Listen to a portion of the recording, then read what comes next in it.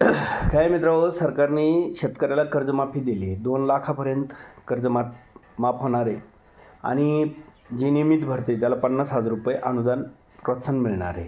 आता या सगळ्या गोष्टी झाल्या मित्रांनो. त्याच्यात त्यांनी आता अट लावली की बाबा शेतकऱ्याकडे जर बंगला असेल, गाडी असेल तर त्याला कर्जमाफी मिळणार नाही. ठीक आहे, म्हणजे ही अट लावली आम्ही समजू शकतो. मग मला काय म्हणायचं मित्रांनो, ज्या महाराष्ट्रामध्ये, जे देशामध्ये की जे आजी माजी आमदार मंत्री ही लोक आहे, यांना जे पेन्शन मिळतं आहे की नाही, लाखो रुपये त्यांना पेन्शन मिळतं आहे. तर मग यांच्याकडे बी बंगला असेल, गाडी असेल, आहे की नाही, यांच्या प्रॉपर्टी किती आहे याचा विचार करून यांची पेन्शन बंद करा ना. का फक्त शेतकऱ्याला देतानाच तुम्हाला शेतकरीच दिसतो आहे, ठीक आहे नाही, शेतकऱ्याला द्यायचं म्हणजे मग ह्या अशा अटी लावायच्या. ठीक आहे, ज्याच्याकडे जो बिल्डर आहे, जो काही टॅक्स भरतो, अशा लोकांना नका देऊ.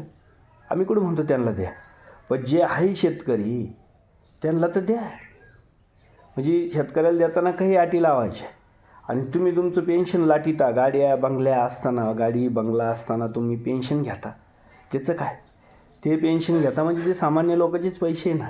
सगळे आम्ही तुम्ही सगळे लोक पेन्शन यांना जे मिळतं आहे ते आपल्या याच्यातूनच मिळतं आहे की आपल्या पैशातूनच मिळतं आहे.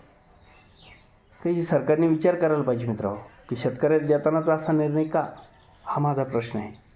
चला, जय जवान जय किसान जय महाराष्ट्र.